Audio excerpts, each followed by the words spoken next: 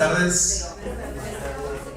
Sean bienvenidas y bienvenidos a Punto y Coma. Yo soy Jesús Guerra, el director del espacio, y como siempre nos complace que nos acompañen el día de hoy para este conversatorio. En esta ocasión retomamos los diálogos sobre la ciencia que nos trae el proyecto Prometheus. Para quien ya ha asistido, son diálogos abiertos en donde la intención es traer el conocimiento científico y la discusión más allá de las aulas, más allá de los espacios académicos. Entonces, muchas gracias por acompañarnos. Esperemos les interese y les apasione también el tema de hoy. Sin más, le doy la bienvenida a nuestro colaborador del proyecto Prometheus, Daniel Villarreal. Gracias.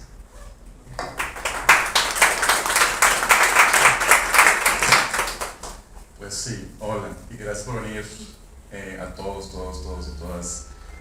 Hoy es una ocasión especial en el sentido de que usualmente siempre cuando hablamos de temas científicos aquí encima, hablamos de un tema y lo que circunda de ese tema. Hablamos de física médica, hablamos de las cuestiones nucleares, hablamos de cualquier otro escenario previo de divulgación científica. Y todos los temas giran en torno a solo uno. En esta ocasión no vamos a hablar de ningún tema en particular.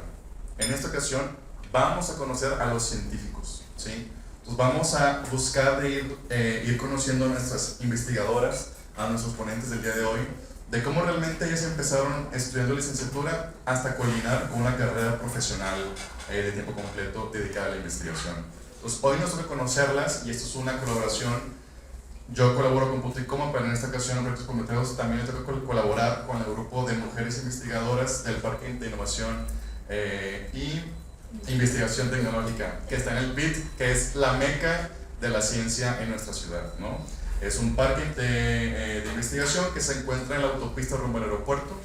Entonces hay bastantes centros de investigación ahí y hoy nos toca colaborar con este colectivo para conocer a las investigadoras locales. Entonces, primeramente, pues está Dalia. Dalia es una investigadora que trabaja en el Tecnológico de Nuevo León, que es una universidad federal, pero ella se dedica específicamente a cuestiones de materiales. Ya tenemos la fortuna de habernos conocido en algún momento, pero ella pertenece al posgrado del Tecnológico de Nuevo León. Respecto aquí, representando a los números, Selene, representando el Centro de Investigación de Matemáticas, igual es una asociación civil, y posgrado obviamente, ¿verdad? Entonces tenemos a Griselda, que ella trabaja particularmente en el posgrado, en este caso de FIME, de la Autónoma de Nuevo León, y tenemos a Ana Laura, que trabaja en el CICESE. Y bueno, el CICESE es un centro de investigación científica exclusiva, que nació en Ensenada, pero pues tiene unas subsedes en muchas partes aquí del país. Entonces, son grandes centros de investigación. Es bueno que sepan ustedes dónde yo puedo localizar cierta clase de conocimiento. Si yo tengo alguna duda científica, yo sé que con ella puedo preguntarle tal cosa. Y con el tiempo ir formulando si lo queremos decir como que contactos, antigua sección amarilla para los que somos de la edad, de científicos de la localidad, para que no solamente tengas que checar internet, sino puedes realmente ir, mandar un correo, marcar, preguntar y saber a dónde dirigirte.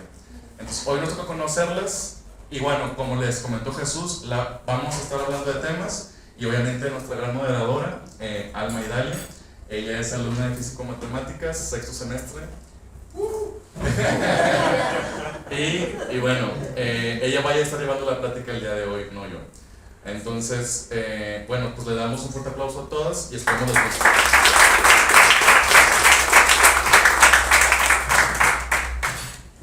Antes de comenzar con nuestras preguntas y para empezar a conocerlas, ¿nos pueden explicar brevemente su investigación actual o, si lo prefieren, su área de especialización? Bueno, hola a todos. Mi área de especialización es acústica, ¿no? Esta es una rama de la física que aborda cuestiones que tienen que ver con sonido, desde cómo se genera, cómo se transmite el medio, ¿no?, por el que viaja, que puede ser el aire, pero también el agua, los sólidos, y finalmente cómo lo recibimos, ¿no? No solo los seres humanos, también los animales, y hay estudios al respecto.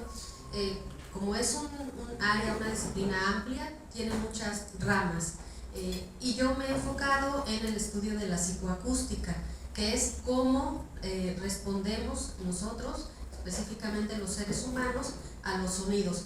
No tanto cómo funciona nuestro oído, sino cómo respondemos nosotros a ese sonido. Entonces, para eso, bueno, estudio o reviso material específico fonético, palabras, voces, que es como normalmente, voces, ¿no? Palabras, frases, números, que es como normalmente nosotros nos comunicamos, ¿no? Y luego utilizo un grupo de personas que respondan a ese material, y además pues es contaminado con diferentes disturbios acústicos, que son los más comunes, ¿no? Los que más afectan a esta comunicación, y es donde he centrado mi investigación. Gracias. Bueno, yo soy Liseta Quiroz y de formación soy ingeniera electrónica del Tecnológico Nacional en San Luis Potosí, y hice maestría y doctorado en control de sistemas dinámicos, que es una rama de las matemáticas aplicadas que trata sobre toda la teoría de la automatización. Nosotros vemos, observamos la naturaleza, concebimos cualquier tipo de sistema como un conjunto de elementos interconectados, y a partir de ahí tratamos de obtener leyes matemáticas que después se convierten en algoritmos computacionales que nos permitan manipular la energía de cualquier tipo de sistemas. Por mi formación electrónica empecé con esos tipos de sistemas, sin embargo ya mi área de especialidad son los sistemas fisiológicos. Yo observo el cuerpo humano, algún sistema fisiológico de interés, en particular he trabajado metabolismo de glucosa, y lo concibo como un sistema interconectado que cuando hay alguna patología como la diabetes requiere de que haya una intervención. Entonces estudiamos la matemática atrás de ese proceso fisiológico y el diseño de algún tipo de dispositivo que pudiera intervenir para restablecer la función fisiológica perdida, por ejemplo, el suministro de insulina en personas con diabetes tipo 1. Cuando llegué aquí a la Autónoma de Nuevo León, con esa plataforma teórica que son los sistemas dinámicos, llegué a la Facultad de Ingeniería Mecánica y Eléctrica y abrí la línea de investigación de restablecimiento artificial de la locomoción. Ahora el proceso fisiológico que estudio es el movimiento humano, brazos y piernas, y analizo cómo es que se genera la energía que controla nuestro movimiento a través de la generación de señales neurales y musculares, y generamos algoritmos que nos permitan comandar máquinas como prótesis o esqueletos que nos permitan reproducir artificialmente el movimiento. A eso me dedico. Muchas gracias. Bueno, soy Selene Casas, como dijeron soy matemática, de hecho estudié aquí en la Facultad de Ciencias Físicas y Matemáticas. Tengo la licenciatura, la maestría y el doctorado en matemáticas, y normalmente en matemáticas solemos decir que lo podemos dividir como en dos, ¿no? O sea, matemáticas básicas o matemáticas puras y matemáticas aplicadas, y yo me fui por las aplicadas. Entonces, yo trabajo, hay un área que se llama optimización o investigación de operaciones, en donde básicamente nosotros tenemos algún proceso que queremos optimizar. Normalmente hay un modelo matemático de muchas ecuaciones en donde queremos maximizar o minimizar ya sea un beneficio, algún costo o cualquier otra cosa, ¿no? En mi caso yo me especialicé en programación binivel, que como bien dice el nombre hay dos niveles, ¿no? Entonces es como un líder y un seguidor, y básicamente es que el líder tiene una estrategia, decide establecerla y entonces la otra persona tiene que reaccionar. Es como si estuviéramos jugando ajedrez, por ejemplo, ¿no? O sea, es una persona que está con las piezas blancas y otra persona con las piezas negras. Entonces, el primero que toma la blanca mueve una pieza y el otro, de acuerdo a cómo movió la pieza, decide su estrategia. Y los problemas en los que yo estoy trabajando es en localización. ¿Qué es un problema de localización? Pues básicamente se tienen dos conjuntos. Tenemos un conjunto de instalaciones que pueden ser muchísimas cosas, porque básicamente son cosas que nos pueden dar algún servicio. Por ejemplo, pueden ser hospitales, algún OXXO o los hidrantes para los bomberos, entre otras cosas, ¿no? Hay otro conjunto de clientes que obviamente quieren satisfacer la demanda de algún producto o de algún servicio de estas instalaciones. Entonces, ahorita por ejemplo estoy trabajando con un problema que va aplicado más hacia el sector social, porque es sobre qué pasa cuando ya ocurre un desastre natural o un desastre provocado por el hombre, ¿Y qué va a pasar, por ejemplo, al momento que yo quiera localizar los refugios? Es decir, tengo que tener todas las condiciones ideales para saber cuáles de mis puntos candidatos voy a establecer como refugios, y una vez que estén en los refugios, cómo voy a asignar a las personas, ¿no? Entonces, eso se le conoce como logística humanitaria. Y bueno, también trabajo con, se llaman heurísticas o metaheurísticas, que es como ciertas metodologías para resolver estos problemas. Entonces, pues bueno, básicamente eso es lo que yo trabajo. Un poquito. Hola, yo soy Dalia. De mi profesión especializada es el área de materiales. Yo soy doctora en Ciencia e Ingeniería de Materiales. Llevo 20 años trabajando en esto. Soy químico-biólogo clínico de profesión y después me especialicé en el área de materiales. Y llevo 20 años trabajando en materiales, pero especializada en el área de semiconductores. No sé si les ha tocado escuchar un poco de eso, porque ahorita es un tema que está mucho de moda a nivel federal. Entonces, el grupo de investigación del cual soy responsable se dedica al diseño y a la optimización de materiales semiconductores en forma de recubrimientos. Y bueno, para situarlos un poquito más, los materiales que desarrollamos nosotros son aplicados en diferentes dispositivos que utilizamos nosotros ya en nuestra vida diaria, como las computadoras, celulares, pues ahora esto que le hablamos a los relojes, ¿no? Y todo eso, de las películas, los paneles solares, todos esos dispositivos que ya creo que son de uso común, llevan materiales semiconductores como los que nosotros desarrollamos en mi grupo, y eso es en lo que me dedico. Me he dedicado 20 años de mi vida a esa parte.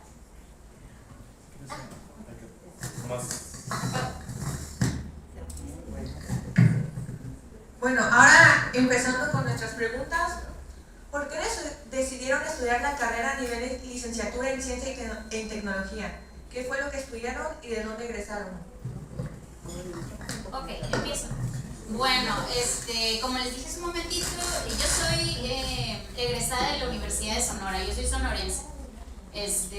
Y pues elegí la licenciatura de químico-biólogo porque en la secundaria, en tercero de secundaria, tuve a un profesor excelente de química, que pues fue el que me motivó a saber que podía aspirar a ese tipo de preparación, ¿no?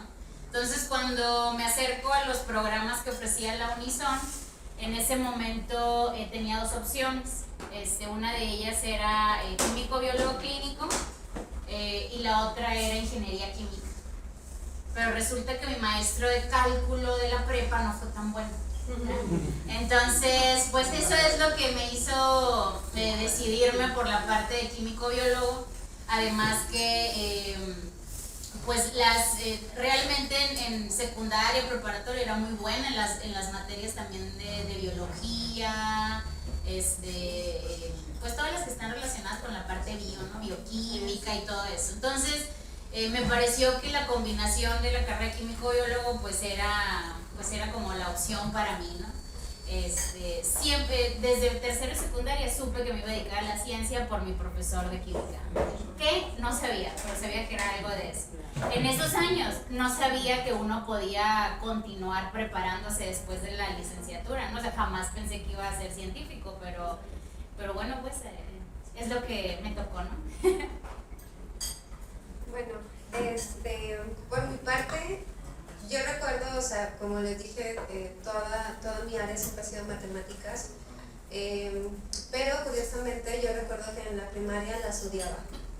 O sea, me iba muy mal. De hecho, en todas las materias que tenía, eran donde peor me iba, o sea, eran 6, 7, etcétera, o sea, muy mal. Y en todas las demás me iba muy bien. Y me costaba mucho entenderlas. Yo creo que, bueno, ahora que ya estoy de este lado, sí es muy importante la forma en la que uno enseña matemáticas. Entonces yo las odiaba, pero después tuve un profesor en cuarto que era muy, muy bueno.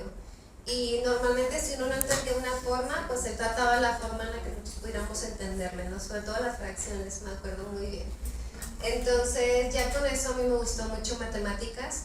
pero yo no sabía que había exactamente como de para estudiar matemáticas, ¿no? Entonces ya cuando entré a la secundaria, ahí me dijeron, bueno, pues puedes irte a la normal o puedes también entrar a la universidad, y ahí me hablaron que estaba la Facultad de Ciencias Físico-Matemáticas, pero todavía no estaba muy segura porque estaba entre esa o medicina.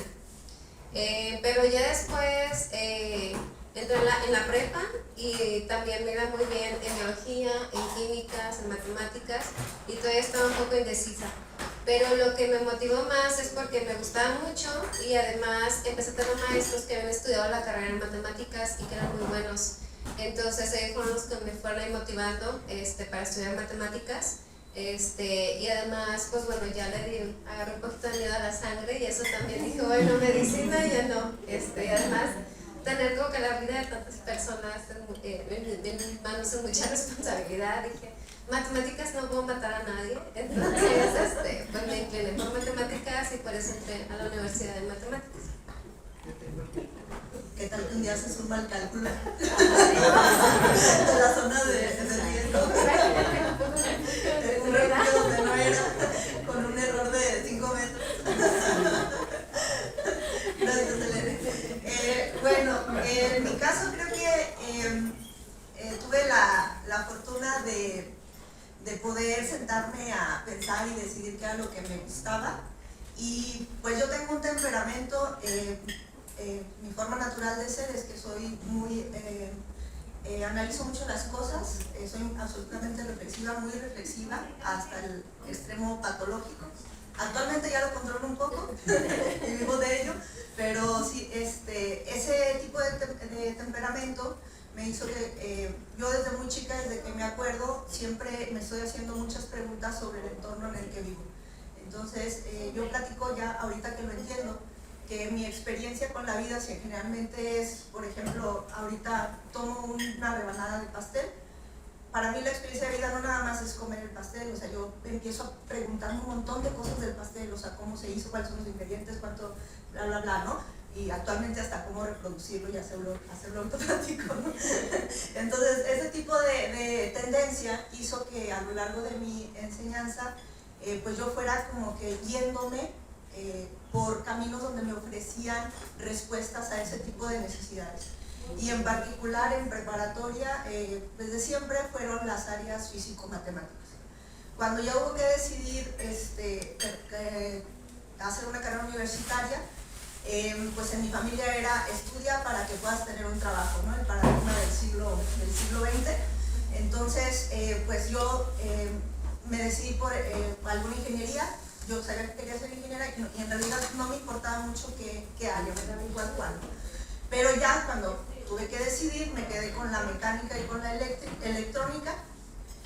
Y decidí la electrónica porque me puse a pensar que cuando uno estudia un sistema mecánico, ya obviamente estamos hablando de los que se pueden observar a simple vista, pues yo puedo ver las ruedas del carro, los engranes, cómo están funcionando.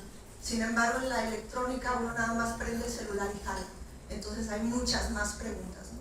Entonces por eso me decidí y estudié ingeniería electrónica. Tampoco tenía ningún tipo de idea de qué era hacer investigación científica, pero cuando salí de la carrera me enfrenté a qué me voy a dedicar y las opciones que uno tiene cuando sale de una licenciatura en el campo laboral, y pues ahí ya decidir por la carrera de investigación ya fue otra historia que no sé si al rato en otra pregunta la vamos a ver. Bueno, pues mi historia es, yo soy egresada del Instituto Politécnico Nacional, soy de la Ciudad de México, ahí estudié la carrera y antes de hecho la vocacional, ¿no? En realidad fue, yo desde que nací no dije, ay, quiero ser ingeniera, la verdad es que no. Cuando yo estaba en la secundaria yo quería estudiar por alguna razón psicología, pero me di cuenta que no tenía el carácter para estudiar. Yo dije, en lugar de ayudar a mis pacientes, voy a llorar con ellos y creo que no es bueno, ¿no? Y entonces, a lo mejor te lo han pagado.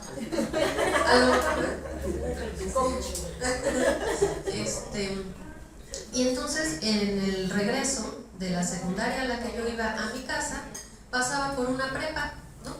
Y yo decía, mira qué bonito ambiente. Y estaba cerca de mi casa y dije, pues esta puede ser una opción. Y esa opción era la vocacional número 3 del Politécnico.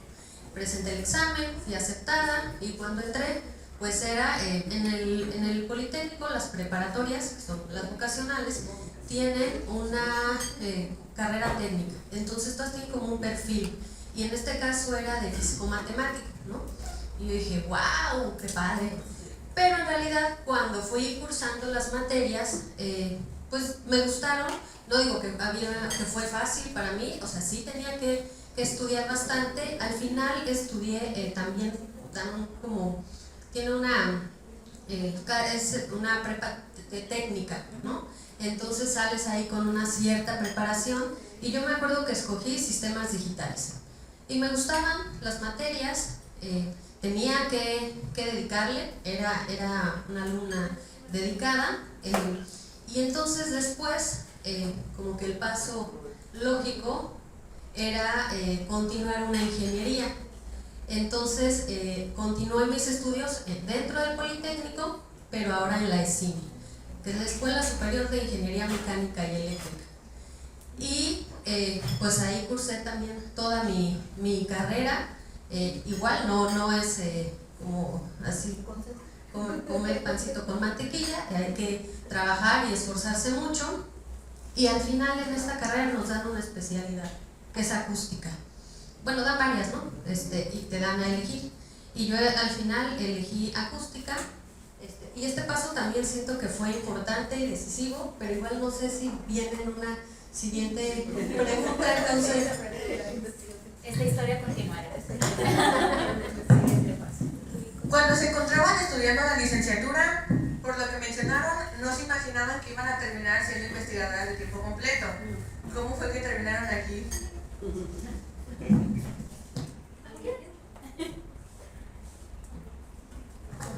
Bueno, fíjense que yo no sabía que era, o sea, que el título era ser investigadora, científico, no sabía que ese era un título, pero sí mis papás siempre, en mi crianza, siempre hubo la frase, estudia todo lo que puedas. Pues lo tomé como muy textual el asunto, sin saber lo que a lo mejor incluso mis papás querían decir, a lo mejor no se imaginaban. Y yo en mi pensar tampoco sabía qué querían decir, pero pues estudié todo lo que podía, ¿no? Puedo, porque todavía estoy estudiando, o sea, sigo preparándome, ¿no? Entonces, pero en ese momento ni mis papás ni yo pensábamos que era ser científico. Pues yo me tomé textual la frase y eso es lo que hice, me seguí preparando. Cuando estaba en mi licenciatura, pues siempre tuve en la universidad, supongo que la universidad aquí también, creo que en los tecnológicos, ¿no? Pero en la universidad te dejan tomar tu horario, ¿no? Acomodar tu horario con tus maestros y todo. Pues yo siempre tomaba los horarios, bueno, que en su momento no lo sabía, después lo supe, pues yo siempre tomaba los horarios que más se me acomodaban en el sentido porque yo siempre tuve que trabajar. Empecé a trabajar desde los 13 años, entonces siempre trabajaba. Entonces yo tenía que acomodar mi horario a eso para poder combinar las actividades y pues siempre los horarios que quedaban eran con los profes más estrictos que nadie quería, ¿no? Entonces pues yo no lo veía malo y lo tomaba, pues yo tomaba mis clases así y pues yo tuve mucha suerte porque uno de mis profesores de química orgánica fue la que me llevó al laboratorio. Con engaños, pero pues como les digo que siempre tuve que trabajar, pues me ofreció una beca para apoyarle en su laboratorio, pero solo era para hacer cosas como muy sencillas, lavar material de laboratorio, ¿no? Cualquiera lo puede hacer, dije, está bien, ¿no? Pero no era eso, ese era el engaño. Entonces poco a poco me fue diciendo, a ver, ahora sé esto y ahora sé esto, y pues ya hasta que fui doctora, ¿no? Entonces, la cosa es que pues por poder tomar yo mis horarios y todo ahí en la Unison, pues me tocó la suerte de que me tocara con los profesores más estrictos, que me enseñaron muchas cosas y ellos fueron los que me abrieron el panorama realmente de lo que significaba la frase estudia todo lo que puedas. Entonces ya con mi maestra esta de laboratorio, mi maestra Mary, bueno, pues resulta que puedes hacer una maestría. Eso es estudiar todo lo que pueda, ¿no? Ok. Y ya en la maestría, pues resulta que hay doctorado. Y pues, eso es estudiar todo el día. Hasta que pues ya me volví doctora, me volví científica y pues eso es. Yo creo que sin quererlo yo sí sabía que iba a ser científico sin saber que tenía ese título. En mi caso también influyó un profesor de ahí de la facultad. Recuerdo que estaba en noveno semestre y todavía no he hecho mi servicio social. Entonces un doctor ahí de la facultad me dijo que si podía trabajar con él, que también iba a hacer cosas bien básicas, y resultó que me pidió que programara algo que yo nunca había programado, de hecho, entonces sufrí un montón. Pero lo logré, y me acuerdo que en el servicio social, aparte de hacer esa programación, me dio varios artículos científicos. Entonces había muchas cosas que, lo típico, ¿no? Las introducciones lo entiendes muy bien, pero ya cuando empieza la metodología o los programas, eso yo no lo entendía. Entonces yo le pregunté, ¿qué necesitaba para poder como entender toda esa información? Y me dijo, ¿y quieres aprender más? Tienes que estudiar una maestría. Entonces dije, va perfecto, pues voy a ver cuáles son las opciones, porque bueno, para empezar, como les dije, yo siempre me fui hacia el área de aplicadas. Entonces también me llamaba la atención algo que se llama matemática educativa, que es como básicamente cómo nuestro cerebro entiende los conceptos, y entonces si nosotros logramos entender eso, en teoría, sería más fácil que nosotros les pudiéramos poner ejemplos mejores a todas las personas para que los puedan entender. Bueno, los estudios eran más como para, por ejemplo, entender la derivada, las integrales y todo eso, ¿no? Y me llama la atención eso. También quería estudiar estadística y investigación de operaciones. Entonces me acuerdo que este doctor me dio como 2 o 3 artículos de cada área, y ya cuando vi educativa dije, no, esto es muy aburrido. Dije, esto no es lo mío, porque metía muchas cosas de psicología, yo no entendía muchas cosas de psicología y pedagogía. Entonces dije, no, esto no me gusta. De estadística estaba bien, pero por ejemplo en optimización, cuando haces análisis de algunos parámetros, algunos datos de entrada, tienes que saber cosas de estadística. Entonces dije, bueno, me gusta el área de investigación de operaciones. Y nada más que yo, por ejemplo, cuando estuve en la licenciatura, yo la estudié con beca. Entonces también cuando entré a la maestría todavía no tenía beca, y dije, pues bueno, me voy a esperar un semestre más para que, porque estaban en evaluación. Entonces si entra la beca, yo entro a la maestría, y si no, pues puedo ver si se me acomodan los horarios para poder trabajar y estudiar. Al final fui la primera generación que tuvo beca esa maestría, entonces entré. Pero ya cuando estaba yo en la maestría, que tenía muchas materias que nos daban muchos artículos para leer, yo ahí supe, todavía no terminaba la maestría, pero dije, quiero el doctorado. Entonces ya terminé el doctorado y dije, ya con esto está muy bien, pero todavía terminando el doctorado, me acuerdo que me fui a trabajar a la UDLAP, que está en Puebla, la Universidad de las Américas Puebla. Después regresé aquí a la Autónoma de Nuevo León, y según yo ya no iba a estudiar, no me iba a preparar más, pero salió una convocatoria de postdoc. Y dije, mira, un postdoc como Dori, ¿no? Que se te olvida de cuánto sufriste y ves otra cosa. Entonces, me estudié 2 años de postdoc en CIMAT, que es en donde actualmente trabajo. Luego salió la convocatoria para técnico académico, y entonces por eso llegué ahí a CIMAT, por eso actualmente estoy trabajando ahí. Entonces, también no sabía que era exactamente como investigación, pero pues bueno, cuando yo entré a la maestría, estuve en el doctorado, ya supe que era investigación, y pues eso es lo que yo quería hacer. Gracias, Elena. Bueno, en mi caso, yo creo que con la influencia yo nací en 1979, entonces me tocó ver las películas de Volver al Futuro, Mundo de Big Man y todo ese rollo. Entonces yo creo que con todos esos antecedentes yo tengo una nota en mi clase de orientación vocacional en preparatoria, que nos preguntaban qué quería hacer. Entonces yo dije, yo quiero ser investigadora científica. Yo no sabía qué era eso, pero puse eso, puse la foto de Einstein y alguien con bata lanzando un láser al universo, ¿no? Y que ser como el Dr. Brown. Yo quería ser como el Dr. Brown. Esa era mi gran referencia. Esa era tu nota. Sí, ese era mi role model. Yo quería ser como el Doc. Entonces, pero bueno, eso fue la prepa. Después entré en toda la vida de la adolescencia y la juventud, que me desvió del camino.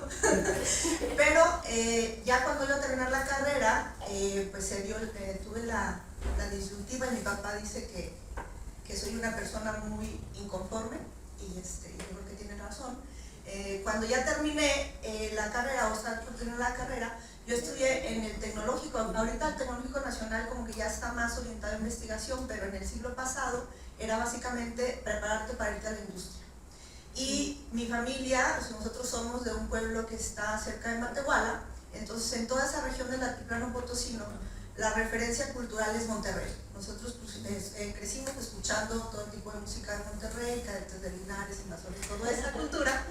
Entonces cuando yo terminé la carrera y dijeron, ahora hay que ir a trabajar a la industria, yo tuve la oportunidad, mi familia siempre me ha apoyado en ese sentido, de decir, a ver, ¿a dónde me quiero ir a trabajar? Y pues, obviamente con toda esta cultura de Monterrey como el polo cultural, regional y económico, yo dije, pues si la industria está en Monterrey, entonces me voy a ir a Monterrey. Y me gradué y inmediatamente me vine a Monterrey sola, no conocía a nadie aquí, no tenía familiares, y entonces me vine a dar currículums impresos. Eso fue en el 2002. Recorrí Miguel Alemán y no sé cuántas empresas entregando currículums. Y yo creo que un día, de esas cosas buenas que tiene la vida, llegué a una empresa llamada Vitro, que yo no tenía ni idea que era Vitro, y me encontré a una persona de recursos humanos que yo creo que estaba de buenas, o estaba le encontré sus 5 minutos de buena onda, y me dijo, a ver, tú que me recibió mis papeles, y me dijo, ¿qué te gustaría hacer? ¿Cuál sería el empleo que quisieras tener?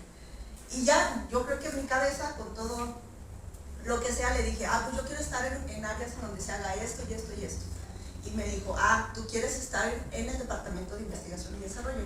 Y dije, sí, me cuadró ahí mi dibujo de Big Man. Y dije, sí, quiero trabajar ahí. Y me dijo, pero ¿sabes que para estar en esos departamentos necesitas hacer un doctorado? Y yo, no sé qué es un doctorado. Y ya me platicó grosso modo. Cortea, me contratan en Teléfonos de México en San Luis Potosí, me tuve que regresar, y en Teléfonos de México me dieron una muy buena planta. Yo hice prácticas ahí en San Luis, y después me hablaron para esa plaza, y se trataba de ventas. Entonces me capacitaron para ventas, y en ventas hay que mostrarle al cliente el producto y decirle que es lo mejor, lo nuevo en tecnología, y mi cabeza no podía más que ver todo lo que le faltaba a esa tecnología. Tenía de esto, le falta eso, le falta lo otro. Entonces, en lo que yo estaba navegando en eso, ya el cliente ya lo había perdido, o sea, muy mala para las ventas. Entonces ahí fue cuando dije, esto no es para mí, aunque sea un muy buen trabajo, y recordé lo que me dijo Recursos Humanos de Vitro, y dije, pues voy a ver qué es eso del doctorado. Para mí los científicos eran Einstein, Galileo, Newton y Einstein. Eran los científicos, eran los únicos a los que yo les daba el nombre de científico. En mi cabeza yo no sabía que una persona se podía preparar y ser profesionalmente investigadora científica. Y otra muy buena, digamos que suerte que tuve, fue que cuando empecé a buscar posgrado, precisamente, ahí mismo en San Luis Potosí, resultó que el CONACYT estaba abriendo, creo que ha sido el último centro de investigación que ha abierto el CONACYT desde 2002, el Instituto Potosino de Investigación Científica y Tecnológica. Entonces, por azares del destino, llegué ahí. Acaban de empezar, creo que el instituto se fundó en 2000, yo llegué en 2002 y acaba de entrar la primera generación de maestría y doctorado.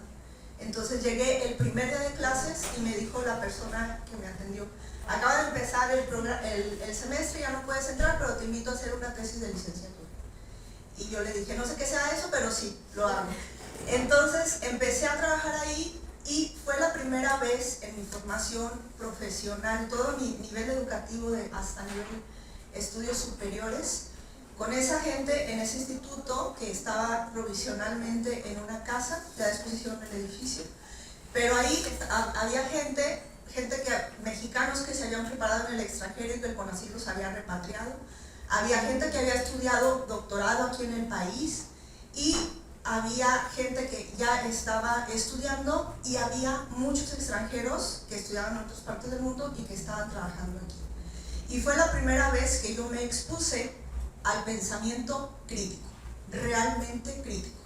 Y yo dije, quiero hacer esto por toda mi vida. Así que ya lo que siguió fue lo de menos, maestría, doctorado, bla, bla, bla, bla. Y afortunadamente me contrataron aquí en la Autónoma de Nuevo León y regresé a Monterrey.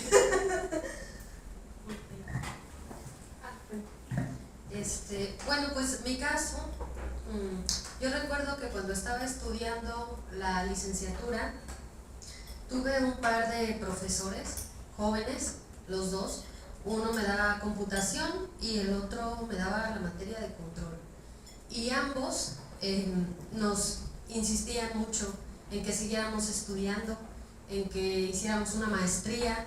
De hecho, uno de ellos, recuerdo perfecto que si estábamos estudiando en el CELEX, que era o es el Centro de Lenguas Extranjeras del Politécnico, si le llevábamos nuestro comprobante de inscripción, nos subía unos puntos, porque él decía que era súper importante que aprendiéramos otro idioma si nos queríamos ir. Y su historia justo fue esa, él se fue a hacer una maestría al extranjero y regresó. Y a mí, yo admiraba mucho a ese profesor, yo creo también por la juventud, ¿no? Por los ánimos que nos daba a seguir estudiando, y eso me gustaba, me atraía mucho ese profesor en ese sentido, ¿no? Que nos empujaba a seguir estudiando, que no nos conformáramos con la licenciatura o salir y buscar un trabajo, que había otras opciones. Y yo me quedé mucho con esa idea. Después, en séptimo semestre, nos dan la especialidad. Uno cursa, digamos, un tronco común durante varios semestres y al final uno elige una especialidad. Y ahí tuve una profesora también muy joven que me dio acústica, fue mi primer curso de acústica. Y yo siento que ella fue la que despertó en mí el interés por continuar con el estudio de la acústica, porque yo en realidad iba para otra área que era telecomunicaciones, ¿no? Y de hecho le decían como en vacaciones, porque faltaban mucho los profesores, entonces decíamos telecomunicaciones, como en vacaciones. Y esta profesora me gustó mucho todo lo que nos explicaba, ¿no? Fue el primer curso de acústica, entonces te explican muchas cosas, todas con mucha física y mucha matemática, y ella lo hacía súper ameno y súper entendible para todos. Me gustó mucho que era súper joven, pero nunca noté, porque eso también es común en las escuelas de ingeniería, que cuando hay la mayoría son alumnos o hombres, como que siempre buscan, creo yo, intimidar a la profesora, ¿no? Y ella siempre se supo plantar en el grupo, todo el mundo se dirigía con respeto hacia ella, y yo estoy segura que esa profesora cuando nos daba clases no superaba los 30 años, o sea, muy muy joven. Y entonces también para mí fue como un modelo a seguir, ¿no? Entonces, bueno, terminé la especialidad y después en un evento que hacen en el, bueno, antes era el Centro de Ciencias Aplicadas y Desarrollo Tecnológico de la UNAM, ahora tiene otro nombre, ahora es ICAT, hacen un evento como en muchos otros, ¿no? De puertas abiertas. Y estos eventos permiten que uno que quiere hacer una maestría o un doctorado, pues visite sus instalaciones.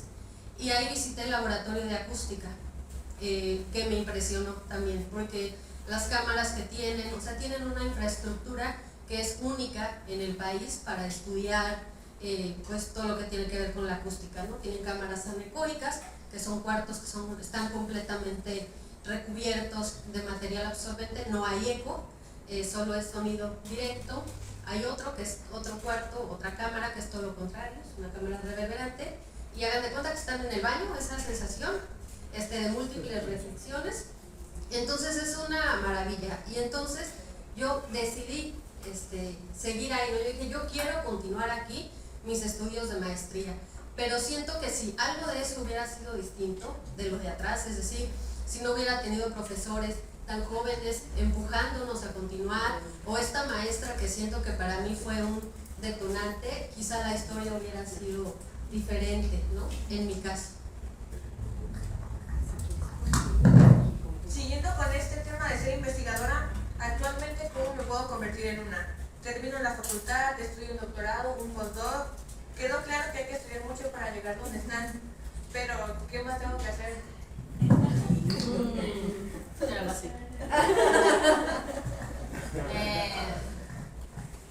¿Qué más tienes que hacer?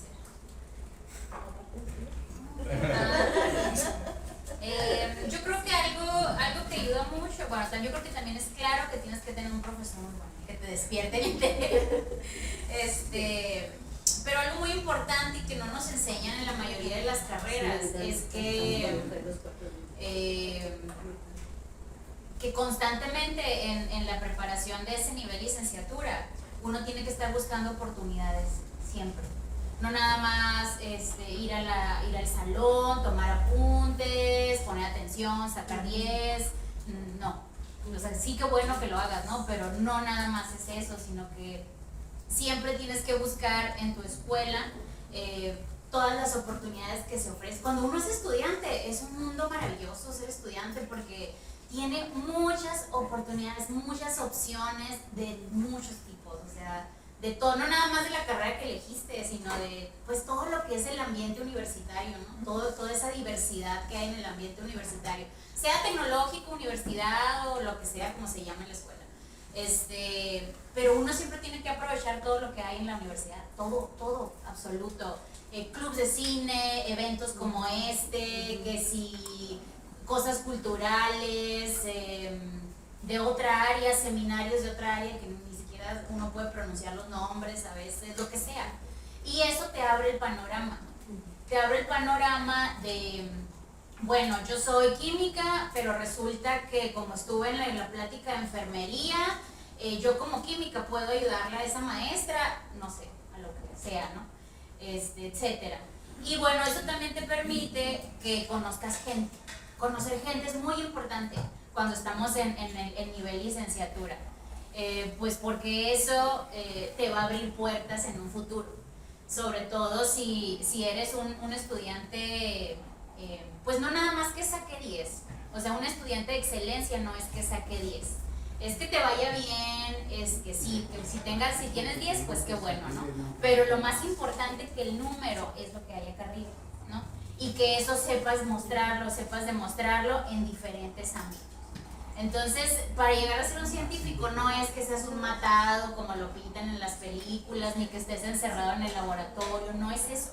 Tienes que tener muchas habilidades en diferentes formas, ¿no? Además de la capacidad académica, de aprendizaje y todo, tienes que saber desenvolverte en diferentes áreas. Y contactar, o sea, el estar inmiscuido en diferentes ambientes te abre muchas puertas, muchas. Yo puedo decir que a lo mejor fue suerte o es parte de todo esto que les estoy diciendo ahorita, pues es sin afán de presumir de nada, pero yo soy de ese tipo. Siempre he estado de metiche en muchos lugares, en muchos ambientes, y eso voy a decirlo de esa forma porque conozco casos en donde batallaron mucho para encontrar sus trabajos, muchos colegas. Yo no caigo ahí, pero porque siempre desde el 2003 que yo estoy metida en eso, me di a la tarea de estar participando, involucrándome con mis profesores en eventos, organizando, hablando a la gente, eventos culturales, académicos, de todo, y eso siempre me fue abriendo las puertas en donde sea que estuve. Y ahorita yo conozco gente que ahora ya son colegas, que los conocí en ese 2003 cuando yo estaba en mi servicio social y ahora son mis colegas y me siguen abriendo la puerta cada vez que yo quiero, por ahora con mis estudiantes. Ahora ya no soy yo, sino son mis estudiantes y claro, me encargo de que sean también de calidad como yo lo fui en su momento, como lo soy yo en su momento. Siempre uno tiene que conservar ese tipo de cosas. Entonces, para ser científico son muchas habilidades, no solamente la académica, ¿sí? La habilidad social es muy, muy, muy importante desde mi punto de vista. Y bueno, también estoy de acuerdo con eso, es muy importante lo social, porque por ejemplo yo durante mi maestría, mi coasesor lo conocí en un congreso, de hecho, y pude hacer una estancia, creo que no sé si todavía están estas becas mixtas de CONACYT. Sí, todavía. Sí, todavía, perfecto. En mi caso yo me pude ir a vivir 3 meses a Chile porque conocí a esta persona y con quien pude hacer una investigación. Después, durante el doctorado, también durante un congreso, conocí a mi coasesora y de hecho me empezó una estancia en la UTLAC y por eso estuve trabajando allá 2 años. Y también en otro congreso conocí a dos españolas con quien me invitaron durante mi doctorado, también con beca mixta, me fui a vivir 6 meses a Zaragoza. Entonces a todas ellas las conocí a través de congresos. Entonces sí es muy muy importante lo social. En muchas ocasiones, espero no estar quemando gente, pero en muchos congresos, mucho nada más, voy a dar mi charla y después lo demás del congreso no me importa, me voy a turistear. O sea, eso está muy bien, yo también lo hago los fines de semana, pero durante el congreso es muy importante que hablen. O sea, que si estuviste en una charla que algo te interesó, bueno, espérate a que termine la charla, siempre hay como estas coffee breaks o las cenas de gala, etcétera. Acércate con la persona, dile, me interesa, yo creo que están estas áreas de oportunidad y de esa forma pues se te va abriendo el panorama también. Y que otra cosa yo recomiendo es tener capacidad de frustración. O sea, que no dejes que si algo intentas y a la primera no sale, no te rindas. O sea, porque por lo general todo esto lo que hacemos nosotros a veces es ensayo y error. Entonces, si tú te rindes a la primera, difícilmente vas a avanzar. Y es cierto, o sea, lo que dicen que nosotros aprendemos más de nuestros errores. Entonces, pero tenemos que tener también capacidad para poder lidiar con esta frustración. En mi caso, yo soy muy terca, entonces tuve que aprender también si algo no funciona, era como de, ay no, pues es que soy súper tonta, esto no me funcionó, qué sé yo. Pero aprendí a ver, no, tengo que empezar a analizar por qué no está funcionando, por qué me están dando estos errores, etcétera, ¿no? Entonces tenemos que aprender también que la frustración no es mala. O sea, una vez que te frustras, lo tienes que analizar y avanzar, no quedarte ahí. Entonces también son muy importantes todas estas habilidades suaves, no sé cómo es la traducción que es, pues, exacto, porque todo esto también pues es muy importante. Bueno, yo creo que quizás en el punto 0 sí estaría muy bien que si alguien tiene el interés de hacer una carrera de investigación científica, se tome un ratito de reflexión y piense por qué realmente quería hacerlo. Porque hay muchas tendencias, hay muchas modas y hay un montón de sitios, páginas en internet sobre gente que está estudiando posgrado y se escucha o se lee muchísimo que ya estudié el doctorado y ahora soy taxista, que ya terminé la carrera y gano bien poquito, que tengo puesto de tacos y gano el doble, ¿no? Entonces hubo una época en que por algún motivo se pensó que el doctorado era solo, le estoy poniendo nada más entre comillas, una certificación académica, y no lo es. Entonces, una certificación académica te sirve para tener acceso a un cierto tipo de empleo. Ser investigador científico se requiere una vocación determinada para hacer un cierto tipo de trabajo, que ese trabajo probablemente no te vaya a ser el más rico del mundo o que te ganes más dinero que alguien que solo hizo licenciatura, es una concepción diferente, ¿no? Entonces, si alguien quiere hacer doctorado solamente porque es lo que sigue, que ahorita ya se sabe mucho eso, ya en todas las universidades y escuelas de educación superior, la mayoría tiene posgrados porque así lo requiere el mundo actual. Entonces, si nada más es porque ya terminé y no sé qué hacer y ahora sigo a la maestría y no sé qué hacer y me sigo al doctorado, pues es completamente, pues no es el objetivo para ser investigadora científica. Entonces, sí, primero preguntarse por qué realmente quieres hacerlo.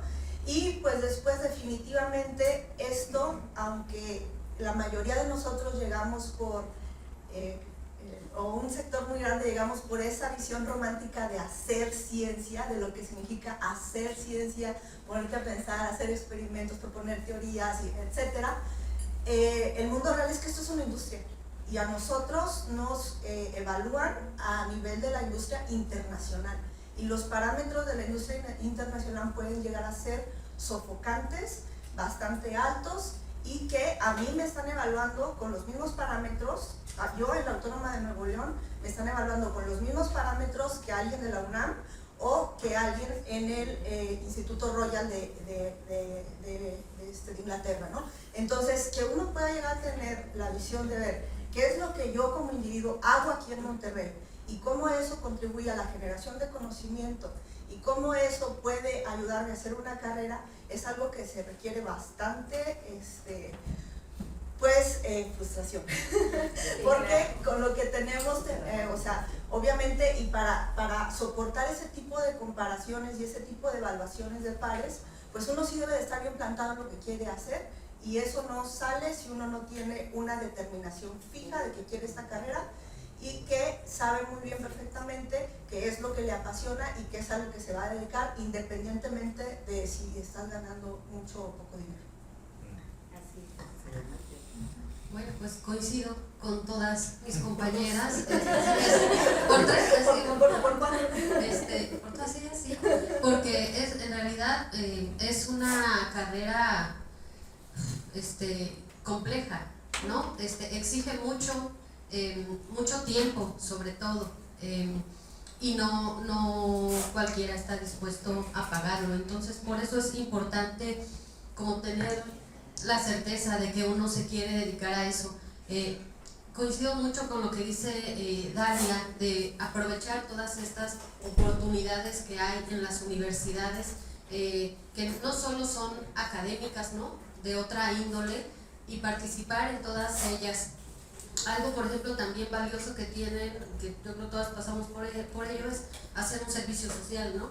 Y entonces ahí tienes la oportunidad de insertarte quizá en alguna empresa o en algún área. Ahora, por ejemplo, pues creo que también, bueno, entonces, ¿no?, en algún laboratorio, por ejemplo, y estás ahí un cierto número de horas trabajando en algo específico, y quizá eso también podría abrirte un poco la visión si lo que tú quieres es más dirigido a la empresa, por ejemplo, o a la investigación.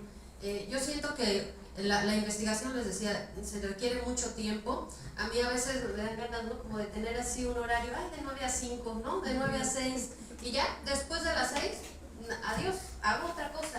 Y la realidad es que no, o sea, uno tiene que seguir trabajando, porque como bien dice, nos evalúan, ¿no?, y de forma estricta. Entonces no nos podemos dar el lujo de dejar de hacer las cosas, aunque sean después de las 6 o el fin de semana, ¿no?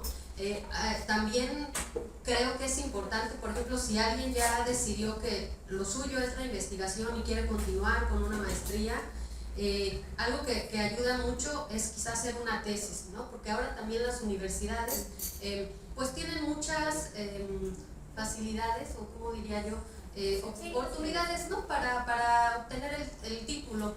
Una puede ser un seminario, o ¿cómo le llaman?, el diplomado, o un seminario u otras cosas. Y la tesis requiere más trabajo. La tesis es elegir un tema, ponerte a estudiar, desarrollar la idea, hacer una tesis y luego defender esa idea, ¿no?, o ese proyecto de investigación. Y eso a lo mejor puede darnos miedo, ¿no? Pero en realidad ayuda mucho si tú lo que realmente quieres es continuar con una maestría y con un doctorado posteriormente, porque te puede dar una idea de cómo es el proceso de investigación. Entonces esa sería como mi sugerencia.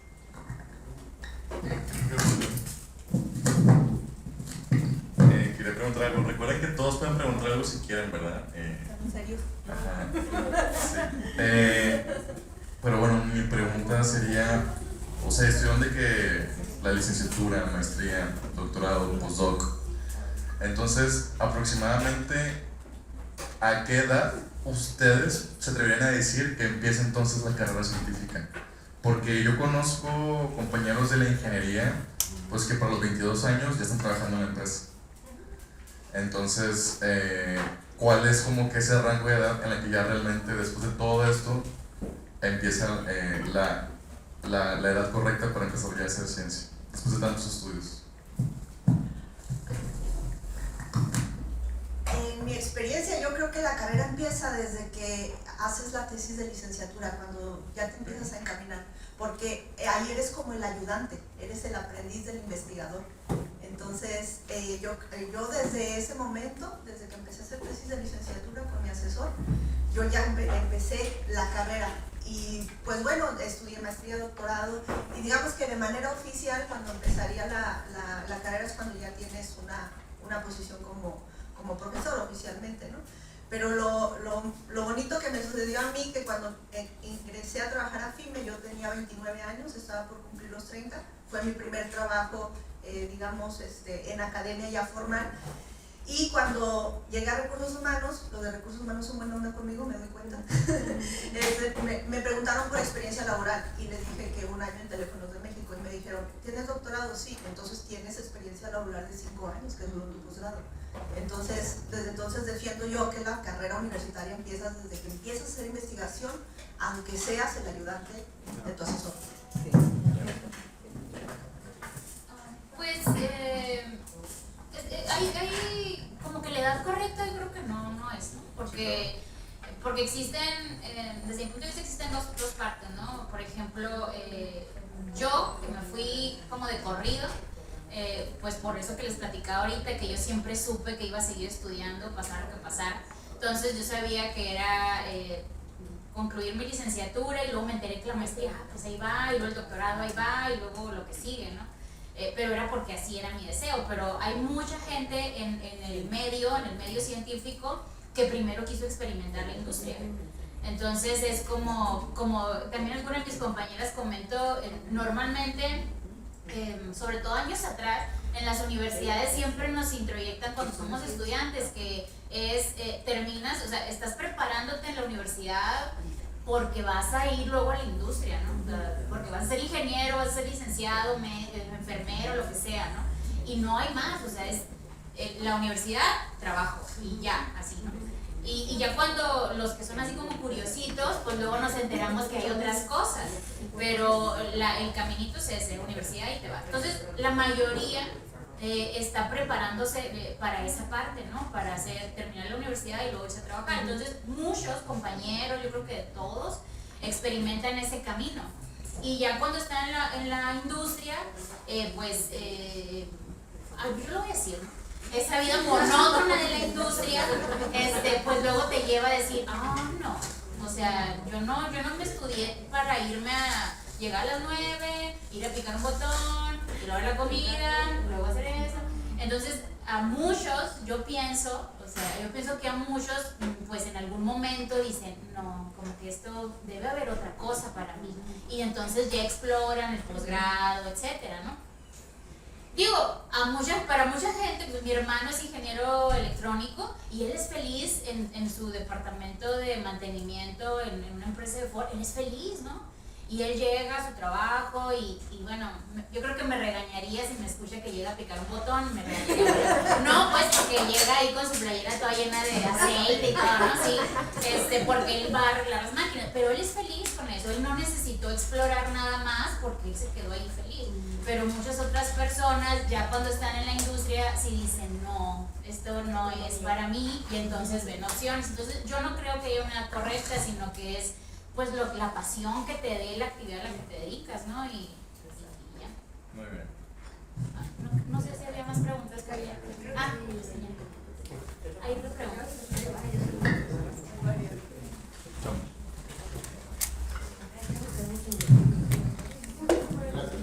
Aquí hay otro. Buenas tardes a todos. Ya los viejitos nos volvemos medios tercos y necios, de mí me gustaría entrar en materia. Dentro del ámbito científico, aquí Daniel Alfredo nos ha presentado pláticas de partículas y hemos escuchado los fotones y los átomos y demás. Dentro del área científica de ustedes, ¿alguien se ha involucrado lo suficiente como para dar un esbozo de cómo es que el DNA participa en la reproducción? El DNA.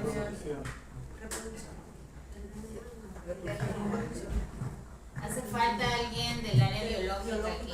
Ajá. Entonces, biológico. Somos ingenieros. Ingenieros, exacto.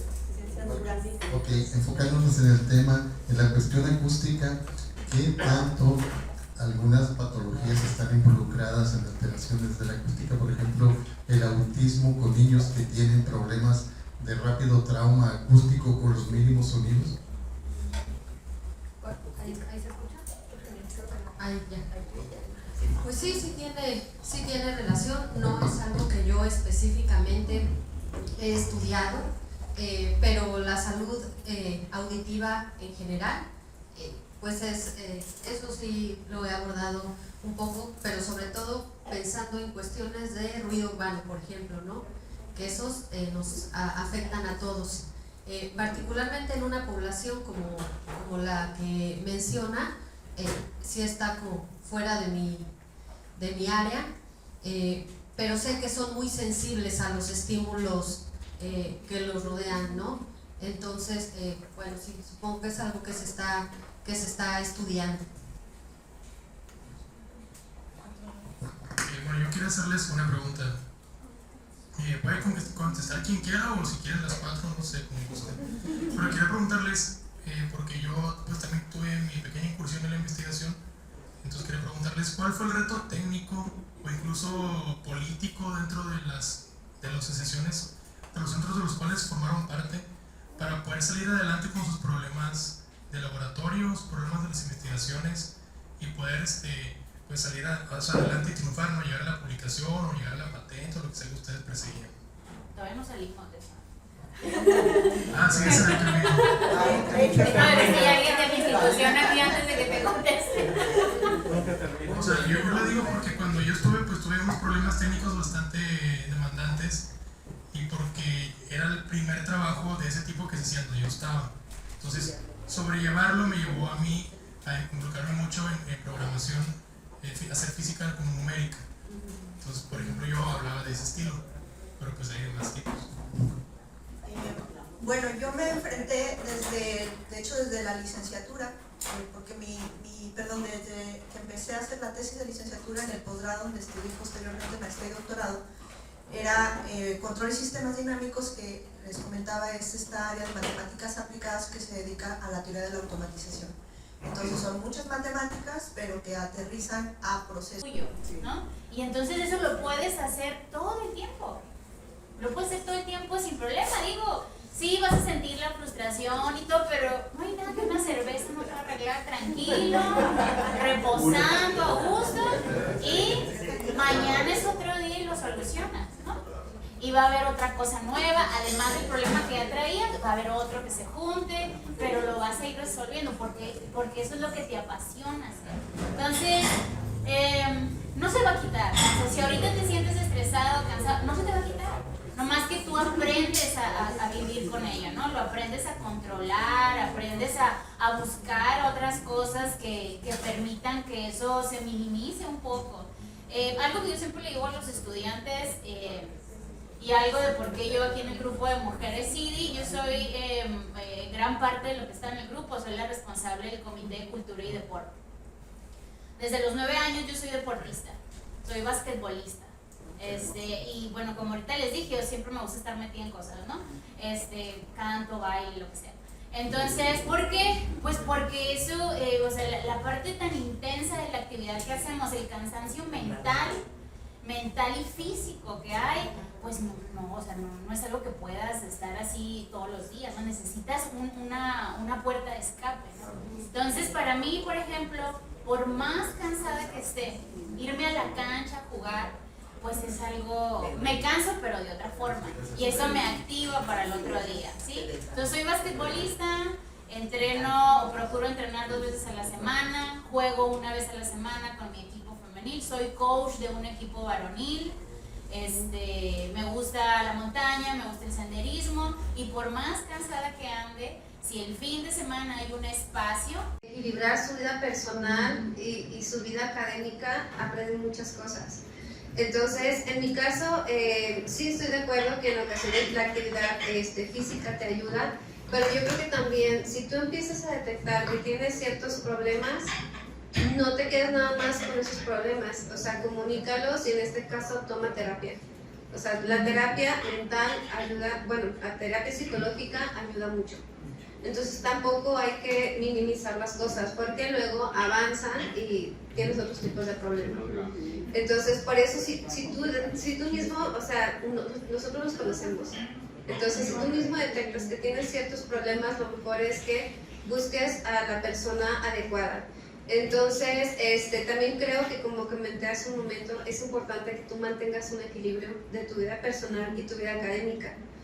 Yo sé que muchos dicen, no, es que yo puedo trabajar todo el tiempo y bla, bla, bla. Eso está bien, pero si tú quieres tener una vida personal que funcione, tienes que también invertir tiempo ahí. Entonces, y además, incluso ahorita, nosotros actualmente, el trabajo nunca se termina.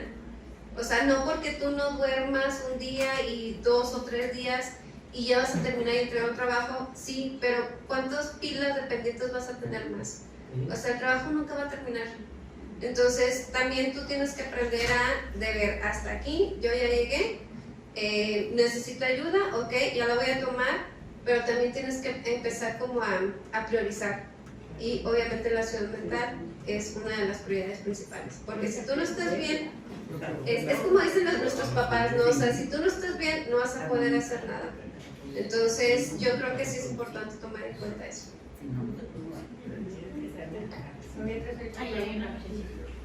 Yo quiero comentar sobre este chico. Yo soy más viejita que ustedes y a lo largo de mi interacción con la investigación yo siento que actualmente hay más casos de depresión en los chicos de posgrado, cada vez más, y es un poco preocupante. Y tal cual, ¿cómo te llamas? ¿Chica matemática? Selene. Selene. Creo que te he visto en la facultad de ciencias. Sí, trabajé ahí. Yo estoy de acuerdo con Selene completamente. En el momento en que nosotros como investigadores detectamos que nuestros estudiantes necesitan ayuda, no solamente el reporte, que te lo van a recomendar los psiquiatras, pero necesitan a veces medicación, es importante.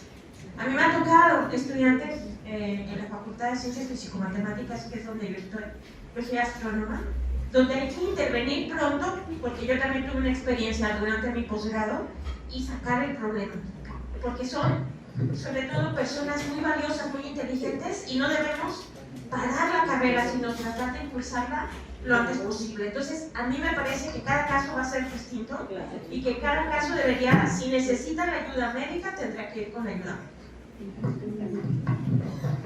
Gracias. Vamos a continuar un ratito y ahorita volvemos con las preguntas. Le está pidiendo el micrófono a la ponente. Muchas gracias por sus preguntas y comentarios, pero por el momento vamos a seguir con mis preguntas.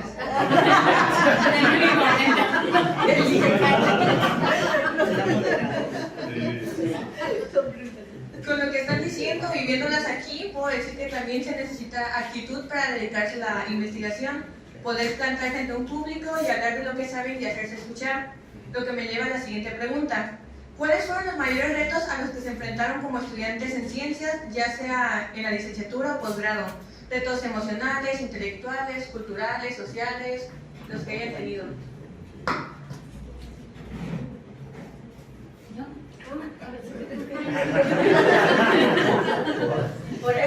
Por algo me senté aquí y pensé que iba a ser la última. Retos. Por ejemplo, yo creo que uno, y muy obvio que hay que decirlo, no importa que estemos en el siglo XXI, pues el hecho de ser mujer, ¿no? Sigue siendo estemos en el siglo, desgraciadamente, pues sigue siendo un reto. El hecho de ser niña y estar inmiscuida en este tipo de áreas, pues nuestra sociedad así es todavía, ¿no? Es una sociedad que está inclinado al machismo, entonces pues sigue siendo un reto. Para el área de ciencia o para el área de las ingenierías, estoy seguro que aquí puede haber varios comentarios de eso, ¿no? Esa es una. Ya de forma así como muy personal, Otro reto para mí fue cuando estuve en el centro del país. Cuando estuve en el, yo soy sonorense, les dije hace rato, entonces, bueno, pues lo que han escuchado de las personas sonorenses, pues sí, ¿no? Sí es cierto. Bronco, grita, habla fuerte, o siempre expresa lo que tenga que expresar y punto, ¿no? Así es. Entonces, para mí, cuando yo viví en el centro del país o empecé a irme al centro del país, pues es porque pues en el centro del país están las instituciones pues, más grandes, ¿no? La UNAM, que es la institución más importante a nivel nacional y mundial.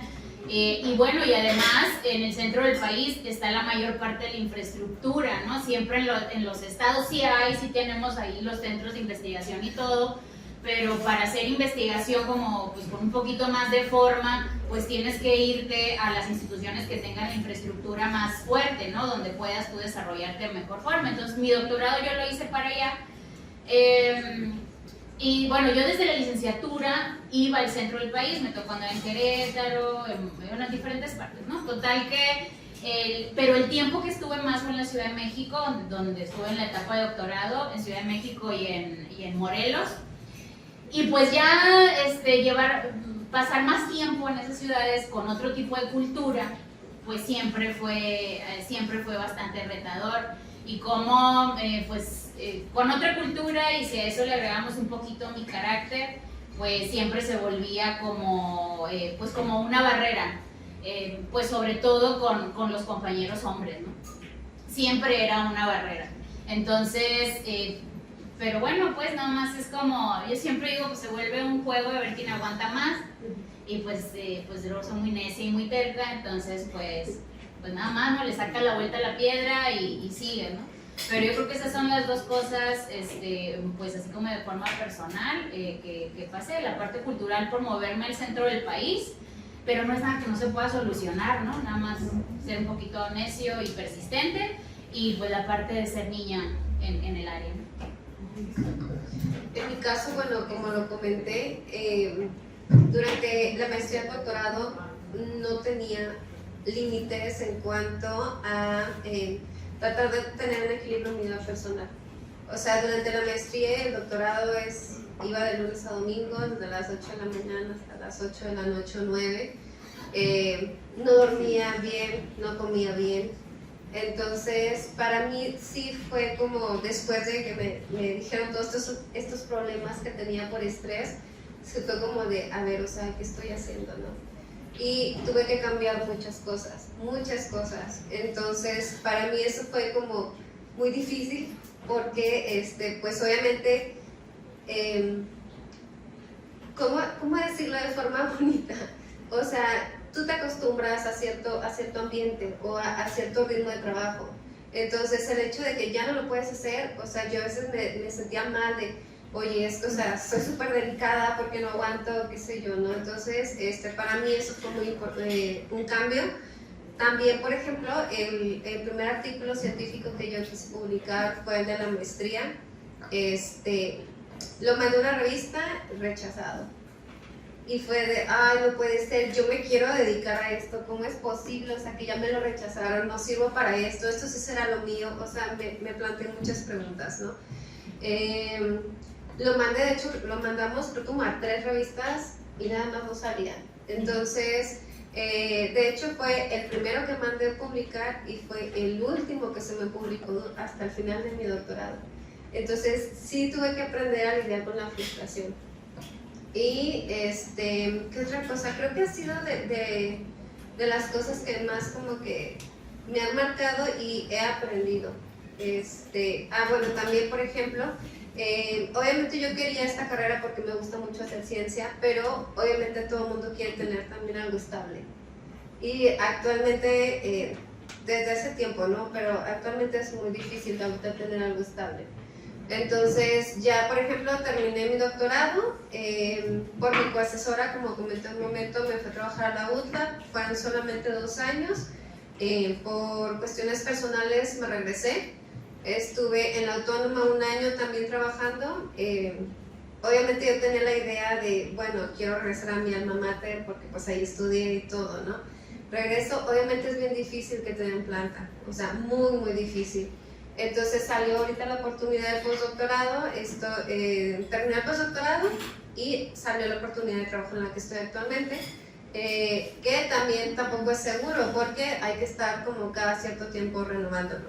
Entonces al principio sí era algo que a mí me angustiaba mucho porque yo, por ejemplo, veía a personas, no sé, a mis tíos o incluso a mi mamá, que a veces tenían un trabajo y era como de antes, no es como de te quedas ahí, ya es un trabajo estable, entonces tú ya piensas de ya tengo mi trabajo estable, ya puedo hacer crecer mi patrimonio, no sé, me puedo comprar una casa, un auto, lo que sea.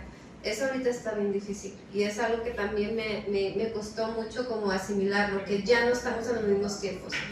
Entonces, pero bueno, es algo que he aprendido a trabajar, que no puedo tener todo bajo mi control, entonces, pues bueno, es algo con lo que pues, no puedo luchar, ¿no? Entonces, pues ahí me estoy dejando pues fluir, como quien dice. Bueno, en mi caso, yo creo que el reto más grande que he tenido ha sido dimensionar mi investigación científica y dimensionarla en términos de mi sueño juvenil de hacer ciencia y ya dentro de la industria de investigación científica en el mundo y en México, cuál va a ser mi investigación, cómo puedo desarrollarla y cómo puedo aportar. En 2018 tuve la oportunidad de ir a Estados Unidos, a la ciudad de Washington, a un congreso de investigación de tecnología en diabetes, muy específico el congreso de lo que yo trabajaba. En ese congreso se reunieron gente de nivel internacional de todas partes del mundo y se juntaron todos los sectores relacionados con desarrollar el páncreas artificial. Estaba la academia, la industria, gente de innovación, gente del sector público, enfermeras, doctores, pacientes, de todo tipo. Y ahí se estaba cuadrando cómo iba a ser esta tecnología y cómo iba a llegar a la gente, cuál iba a ser el impacto y todo esto. Y yo estaba participando, y esto es algo que nos pasa mucho en investigación científica, que queremos hacer la gran cosa y terminamos haciendo algo bien específico. Yo estaba en la parte de investigación científica, en la parte de desarrollo de dispositivos y en la parte de algoritmos, así de específico. Y en ese congreso tuve la oportunidad de darme cuenta que yo soy un engrane muy valioso en una maquinaria internacional. Pero aquí en México soy un engrane sin la maquinaria. Entonces fue un shock bastante fuerte, porque dije, pero a mí me gusta lo que hago, estoy en educación, es bien valioso lo que hago. Tuve la oportunidad entonces de dimensionar, sí, soy ese engrane bien preciso, bien engrasado, no tengo la maquinaria, el país no tiene la maquinaria, pero aún así puedo hacer muchas cosas. Y a partir de ahí pude empezar a generar acciones para disminuir mucho la frustración de por qué lo que yo estoy haciendo, si lo estoy haciendo, resulta que no me publican, no es valioso, etc. Y en realidad descansé cuando yo batallé mucho para conseguir el primer financiamiento del CONACYT para hacer pruebas con diabéticos en el hospital universitario. Conseguimos 25 pacientes, de los cuales 5 completaron el protocolo y de los cuales hubo datos de un paciente. Entonces fue sumamente frustrante que después de tanto tiempo teníamos tan poco. En Estados Unidos vi los trabajos de 1000 referencias internacionales que publicaban estudios con 300 pacientes y vi su protocolo experimental lo presentaron en donde reclutaban 3.000 o 5.000 pacientes con todos los gastos pagados. De ninguna manera mi proyecto de investigación científica del CONACYT va a competir para eso. Y eso no hace que mi investigación sea menos valiosa, nada más que la tengo que dimensionar. Entonces, pues me di cuenta de eso y me dio bastante tranquilidad, claridad. Y afortunadamente actualmente trato de hacer mi investigación porque yo creo, ahorita comentaban lo del implante que es muy caro. Desafortunadamente la tecnología cuando está en desarrollo y más aún cuando la ciencia básica apenas se está desarrollando, los dispositivos o las soluciones son carísimas e inalcanzables. Ahorita yo creo que el 100% de las personas que estamos aquí traemos un celular. El celular, la tecnología se resolvió el siglo pasado y la ciencia se resolvió hace 2 siglos. Y tuvo que haber todo ese trabajo para que actualmente cualquier persona, la mayoría o un grupo, digamos, bastante fuerte, podamos tener acceso a esa tecnología. si no trabajamos, si la gente no invertimos, si los individuos no trabajamos de manera decidida, si los gobiernos no invierten, si la iniciativa privada que tiene que ver no invierte, la tecnología, aunque exista, aunque ya haya la ciencia, va a seguir siendo cara e inaccesible para las personas. Entonces aquí en estas charlas con sociedad, a mí me gusta platicar esto, porque no es nada más que, las personas trabajan en la universidad y qué bueno que hagan investigación. No, o sea, tiene que haber un peso específico, más gente trabajando para que los desarrollos y la tecnología verdaderamente lleguen y sea accesible para la gente. Ese ha sido mi mayor reto. Pues considero que el mío es parecido al de Dalia, pero al revés. Porque les decía, yo soy de la Ciudad de México, llevo aquí 6 años, en noviembre de este año cumplo 6 años. Y fue un reto aceptar un trabajo en una ciudad donde yo no conocía, porque vine a Monterrey en 2007 a un congreso. No conocía, no tengo familia aquí, no tenía amigos, y era mi primer trabajo en un centro de investigación como investigadora. Entonces para mí ese fue todo un reto. Ahora mucho aprendizaje, claro, también trabajar con la frustración. Yo venía de dar clases en el TEC de Monterrey, estuve ahí como año y medio, y después salió esta oportunidad y la tomé. Con todo y todo, ¿no? Con todo y miedo de irme a un lugar que yo no conocía, y que cuando llegué dije, ay, ¿por qué toda la gente me regaña? Hablan muy golpeado. Entonces yo decía, ya después entiendes, ¿no? Que así son, nadie está enojado con uno, así son. Y ha sido un aprendizaje, y realmente estoy contenta, no solo con estar aquí en Monterrey, sino con mi paso en el centro en el que estoy, ¿no? Al principio, sí, la junta, ¿no? La junta, y todo cuesta trabajo, ¿no? El idioma cuesta trabajo, no el idioma español, es entender, ¿no? Los términos, la comunicación. Entonces, todo eso es un reto, pero lo vas aprendiendo, lo vas viviendo, lo vas sorteando, y sin duda es un proceso de aprendizaje muy valioso, ¿no? Y recalcar, bueno, también lo que comentaba de ser estudiante, mujer, en una escuela de ingeniería. Creo que poco a poco se ha ido cambiando eso. Ya hay más presencia femenina en las escuelas de ingeniería, que bueno, me da gusto. Aún así, seguro todavía hay profesores e incluso compañeros, ¿no? De las mismas chicas estudiantes que como que todavía no les cae muy bien el 20, pero bueno, ahí vamos, ¿no? Ahí vamos. Voy a decir algo que quizás no pueden decir ustedes, pero les voy a hacer este servicio, porque todos ustedes trabajan en universidades, ¿sí? No sé si sepan que la universidad que más dedica a la investigación no llega a cubrir 10% de su presupuesto en investigación aquí en Monterrey. ¿Verdad? Esa es una realidad.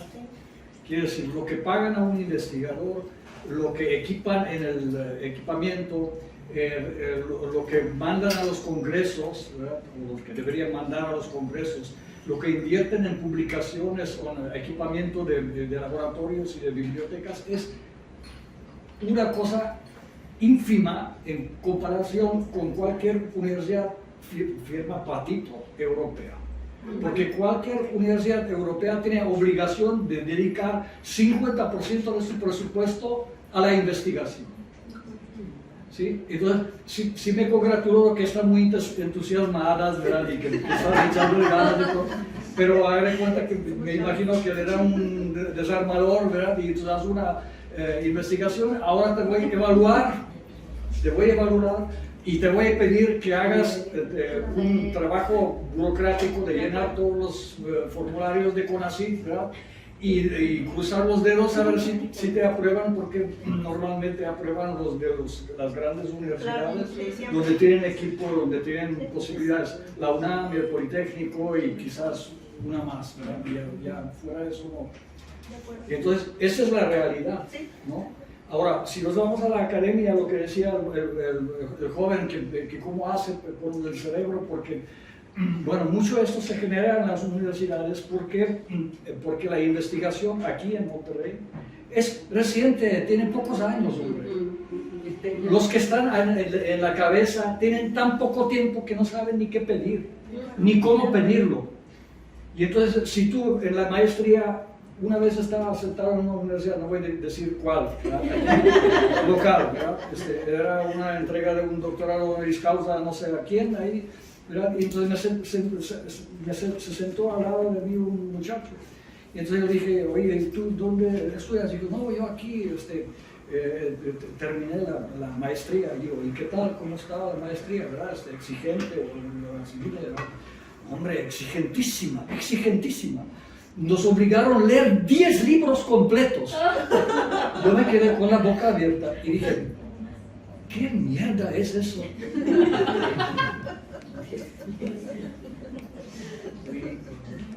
Ahora, hay universidades que ni piden hacer trabajo de diploma ni nada, ¿verdad? Entonces, ¿qué es? ¿A dónde vamos? Y él estaba muy orgulloso que leyó 10 libros. Entonces, esa es la realidad, ¿verdad? La investigación aquí es muy joven y entonces, si tú como mexicano, ¿verdad? Dices, ok, yo voy a publicar una revista, ¿sí? Y escoges primero la más fregona, ¿verdad? Entonces te dicen, no, pues hay 3 años de espera para que se publique tu artículo. Te pregúntale, pero ¿por qué para los mexicanos hay 3 años de espera y por qué los de Inglaterra lo publican luego? ¿Por qué? Porque tienen un lobby ahí, ¿verdad? No estamos en los grupos ¿Sí? de poder. Ahora dices, ok, me voy a bajar, de los meros voy a bajar a la segunda categoría, ¿verdad? O la tercera categoría. Acabo, tengo doctorado y ellos también tienen doctorado. Sí, pero no es el mismo doctorado. ¿De acuerdo? Todos somos doctores, ¿verdad? Pero no es lo mismo un doctor de una universidad y otro de una universidad. No porque sepa más, sino porque tiene el apoyo de sus maestros y de toda la gente que conoció, porque hizo lobby, porque hizo el sociograma suyo desarrollado de tal manera, que levanta el teléfono y dice, oye compadre, publicame este artículo porque está muy fregón, ¿verdad? Y entonces dice, sí, te recuerdo de ti, estabas en la misma clase, oye, vámonos, le da para adelante. Esa es la realidad, ese es el mundo real de la investigación, ¿verdad? Y entonces, los jóvenes que quieren terminar un doctorado, ¿verdad? Y que se inscriben en una universidad cualquiera aquí, ¿verdad? Entonces dicen, no, pues es muy difícil porque primero aplicas la beca de CONACYT, entonces te piden los papeles de la secundaria y luego papeles de bachillerato, ¿verdad? Luego papeles de licenciatura, luego papeles de maestría. Si los tienes todos en orden, todavía no terminó. Te hacen un examen, a ver, no sé cómo se llama el examen, a ver si sabes pensar. A ver si sabes pensar. No me acuerdo el nombre del examen, ¿verdad? Y luego te preguntan, oye, ¿y sabes inglés? Si no supiera pensar, si no supiera inglés o por lo menos otros 4 idiomas, ¿verdad? Pues no estaría interesado en estudiar un doctorado, ¿verdad? Pero es una burocracia sin fin. Entonces hay gente aquí en las universidades locales que estudian 4 años de doctorado y al final del doctorado el asesor le dice, no, sabes que hay que reescribir toda la tesis porque ya se hizo vieja. Y entonces luego los encuentras vendiendo chicles ahí en el mercado del Zorro, con el diente caído. Y digo, ¿qué pasó contigo? No, pues no terminé el doctorado. ¿Por qué no? Porque dijeron que tenía que escribirlo todo de nuevo, ¿verdad? Y esta es la famosa universidad de aquí. ¡Qué tragedia! Es una tragedia de la ciencia y de la investigación, ¿verdad? Entonces, esa es la realidad. Pues yo sé que ustedes no lo pueden decir, pero yo no estoy en ningún lado, ¿verdad? Yo sí lo puedo decir, pero no me lo habían preguntado. Si me lo hubieran preguntado, yo lo hubiera dicho. Lo puedes decir, pero no te conviene. Tranquilo, somos entusiastas. Sí, sí conviene, porque siempre a los jóvenes hay que mostrar la realidad de esto. O sea, sí conviene decirlo. Yo creo que todos los que nos dedicamos a esto tenemos la obligación de decirlo para que, pues, o sea, sucede en nuestro país. Bueno, pues nuestro país es de tercer mundo y todo, pero pues lo que debemos procurar es sacarlo de ahí. ¿Va a ser tardado? Pues sí, va a ser tardado por todo lo que usted comenta, la burocracia y todo lo que hay atrás que no nos compete, ¿no? Pero pues hay que intentarlo. Terminan haciendo chanchullos, ¿verdad? Dices, hablas a uno de Alemania y dice, oye, te publico un artículo aquí en México, públicame uno en Alemania, ¿verdad? Pues no necesariamente. Bueno, yo... No digo que no digo que es la dinámica. Sí, pero yo pienso que hay que intentarlo. O sea, todavía lo que decía el compañero hace rato, todavía hay gente genuina en esto todavía, que realmente tiene el interés de estar, y pues es lo que hay que tratar de impulsar para los que somos así. Va a ser lento, sí, va a ser lento, no nos vamos a conseguir. Hay que hacer cultura de investigación, y esto Sí, tiene que empezar desde antes de la licenciatura. Claro. Si tú llegas a la maestría y te leíste 10 libros y piensas que hacer un doctorado, ¿verdad?, te va a tronar el cerebro porque vas a tener que pensar, y no pensaste durante toda la licenciatura, bachillerato y maestría, no pensaste nada. Eso que dices es una No leíste, responsabilidad no muy sabes el grande idioma, que tenemos. te puede tronar no solamente el cerebro, el estómago y todo. Sí. Esa es una responsabilidad, perdóname, es una responsabilidad muy grande que tenemos. No nada más, pues que si los aparatos, que si la diabetes, que si los semiconductores, que si el celular, no. Sino además el compromiso social que tenemos de tratar de que esto avance. Eso tiene que ir de camino para cualquiera que se quiera dedicar a la investigación, definitivamente, siempre. Eso es lo que cambia. Si tú vas a cualquier lugar, digamos, que está desarrollado en su cultura de investigación, todos son doctores. Hombre, doctores hay así. Pero ¿qué doctores? Exactamente. Y entonces hay de doctorado, todos son doctorados y postdoctorados. Y entonces aquí todavía pues, estamos en la idea, ¿verdad?, que si un hijo de un empresario dice, papá, quiero estudiar maestría, sí, escoge la universidad que quieres en Estados Unidos, donde quieras, la más cara, te voy a mandar a Harvard, a Cambridge o Sorbona, donde tú quieras, ¿verdad? Pero no se te vaya a ocurrir estudiar doctorado, porque si estudias doctorado yo te desheredo. ¿Y por qué? Pues porque la maestría no piensa, ¿verdad? La maestría es un ejecutor. Y un doctorado obliga a innovar, pensar, ¿verdad? Meterse en la incertidumbre de pensar, y a lo mejor va a pasar muchos años sin que sirva nada de lo que investiga. Es un hecho que tenemos que observar nuestra realidad concreta. O sea, nosotros como investigadores trabajamos con hechos reales y reproducibles. Y así como mi compañera Dalia dice, y estoy completamente de acuerdo con ustedes, nosotros, casi la mayoría que estamos en investigación, conocemos a los señores que fundaron los primeros institutos. Esto es muy nuevo, es muy reciente en el país, es muy reciente. Sin embargo, sí tenemos que ser muy concretos al ver nuestra realidad. Quien está haciendo ciencia en México somos mexicanos, gente que viene del extranjero, de acuerdo. Entonces tenemos que hacer esa ciencia de nivel, pero identificando cuáles son los retos idiosincráticos que tenemos, porque muchas cosas son de la idiosincrasia mexicana. Todos los chanchullos, todo ese tipo de cosas de irte por la libre, de pues como quiera tengo el título de maestría, bajo cualquier circunstancia, es algo que como sociedad, quienes estamos de este lado y nos interesa de manera genuina, tenemos que empezar a trabajar. Y generar la cantidad de doctores, que no tengas 10, que tengas 300 y que compitan. Esa es la diferencia. Disculpe la interrupción, es que tenemos una pregunta aquí atrás. Es que no es una pregunta, es un comentario de la vez. Yo estoy de acuerdo con usted. Hay cosas que los investigadores no podemos decir, y no podemos decir, y debemos decir de todas formas a nuestros estudiantes, porque ustedes están más en la industria, salvo Selene tal vez, pero en ciencia básica, el que tengas estudiantes y que tú no les puedas garantizar que van a conseguir un trabajo en ciencia básica es un problema. No sé bien cómo vaya la ciencia, en la industria, pero entonces tú quieres estudiantes porque les necesitas los líderes, necesitas estudiantes, y entonces traes a los estudiantes y luego tú no sabes si ellos al terminar su doctorado van a tener un trabajo. Usted dice que hay muchos doctores, probablemente sí, pero la cosa cercana conmigo es la astronomía.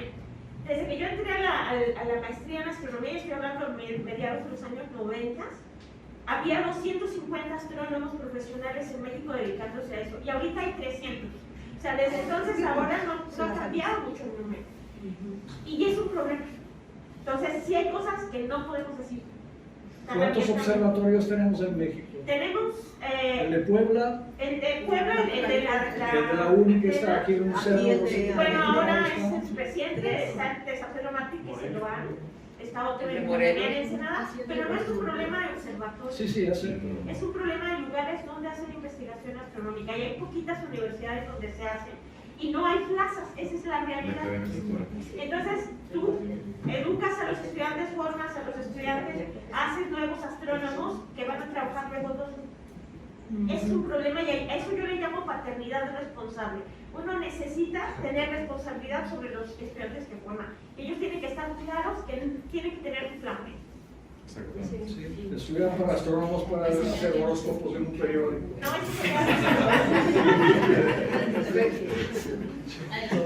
No, pero también es importante pensar que los problemas, por ejemplo, los económicos que hoy en día tienen los investigadores, María Curie, si ustedes se acuerdan, y Pierre Curie, los dos tuvieron que tener su primer laboratorio fue en su casa. O sea, no tenían nada. Y bueno, y María Curie, yo acabo de leer y les recomiendo los diarios de María Curie, pero escritos por una escritora que se llama Rosa Montero. Y el título se llama La ridícula idea de no volver a ver, es el título del libro. Pero ella dedica de este libro el 90% a un análisis sobre los diarios de María Curie. Y está increíble porque pues ustedes son científicas y yo decía, cuando yo le estaba leyendo, ¿y cómo le haría María Curie para investigar todo lo que investigó y aparte tener 2 hijas, ya Pierre Curie? O sea, ¿cómo le hacía? Porque no había ahí en Europa ayudas después de las guerras, nada. O sea, entonces, como mujer y cómo ella tuvo un montón de obstáculos con los científicos para que la aceptaran, porque no la aceptaban. Incluso uno de los premios Nobel se lo sacó después de que Pierre ya había muerto. Pero entonces es un reto y las felicito. Y además, ¿cuántos de ustedes están casadas y tienen hijos? Yo estoy casada. Esta misma. Muy bien, muy bien. Eso es súper importante. La parte social que decía Dalia es importantísima. Yo creo que eso es increíble. Yo me dedico al área de literatura, pero es lo mismo. O sea, así como decía, ¿cómo te llamas? Griselda, así como decía Griselda, yo me preguntaba todo lo del teléfono que está muy mal hecho. Yo cuando estoy leyendo los libros me pregunto, y es igual, hace todo lo del autor, pero ¿por qué no le hizo así? ¿Y por qué le haría así? Ya está. Y uno hace en literatura también los mismos análisis y las mismas preguntas acerca de la creación de otro y cuando uno como lector lo lee, te lo apropias de tal manera que tú lo vuelves a reelaborar, ¿no? Y bueno, es fascinante, a mí me encanta, yo me dedico a investigar un poco, pero no tan profesionalmente, sobre literatura para niños y sobre por qué la gente no lee, eso es. Y también, si no hay para las ciencias que necesitamos acá para las sociales, no, hombre. Pero como quiera, yo no me puedo quejar. A lo largo de 40 años me he dedicado a esto que me gusta y he podido venderles a los secretarios de educación porque trabajé muchos años en la SED y bueno, pues yo creo que las luchas que uno hace valen la pena y las felicito. Gracias. El libro que recomiendo es muy bueno, también lo leemos. Sí, es muy bueno ese de Rosa Montero y esa autora en especial, yo ahí tengo mis autores consentidos, esa autora también ha hecho un libro que creo que también a ustedes como científicas les va a servir, les va a gustar, se llama El peligro de estar cuerda. Rosa es psicóloga, además de periodista, y es una de las escritoras españolas buenas que yo pienso que es interesante. Ya se me murió el otro preferido que tenía, Javier Marías. Ese Javier Marías, a través de aquí de la gente de la librería, les voy a hacer llegar un capítulo de un libro de este autor donde viene su arribo a la Universidad en Inglaterra, a la Universidad de Cambridge y de Oxford, y cómo se sentía el ridículo después de tener un doctorado español comparado con los ingleses que son acá la crema innata. Entonces narra todo eso de la academia y que es importante, ¿no? Y es fascinante también ver todo eso.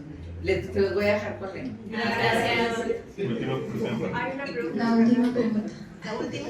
Sí. Yo quisiera que me compartieran, hablando ya del momento de su momento ya cognitivo de procesamiento, algún momento de eureka que hayan dicho que, ay, qué padre. Es un proceso. Por esto los puntos de investigadora. Ok. Sí. Bueno, contesta para. ¿Tú dices? ¿Ya? ¿Ya? Bueno, yo tengo estos momentos de eureka son cuando yo entiendo algo. O sea, porque estás estudiando y tienes la duda, no sabes cómo estás, tienes como una idea de hacia dónde vas, pero no sabes ni cómo y empiezas a indagar y de pronto se acomodan todas las piezas y dices, es por aquí. Esos momentos pasan continuamente en el trabajo diario y fue lo que yo experimenté durante toda mi formación científica y el siguiente nivel lo experimenté cuando di clases y me di cuenta que lo que yo le estaba diciendo a los estudiantes, a ellos les estaba provocando ese momento. Sí. Ese ha sido el siguiente nivel de wow cognitivo. Y hubo otro que es bastante diferente y como que corresponde a otra parte de las sensaciones neurales que son las emociones. Yo trabajo en el programa de mujeres en la ciencia de la Universidad Autónoma de Nuevo León. Es una iniciativa que tiene la Dirección de Investigación para dar talleres sobre nuestras temáticas de investigación a alumnas de preparatoria. Entonces todos los otoños tenemos ese programa y yo al principio no tenía casi desarrollado nada de maquetas de exoesqueletos o prótesis y les enseñaba lo que hacía de matemáticas aplicadas.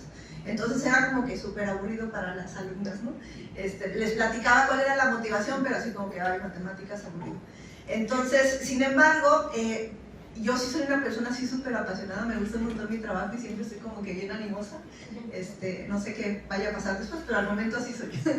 Entonces, estaba yo explicando eso y ya terminó la charla y se fueron las chicas y en algún momento yo les dije que esto era matemáticas y que para que esto fuera un aparato iban a pasar mucho tiempo y les eché este mismo rollo de la brecha entre la ciencia básica y ya la tecnología, ¿no?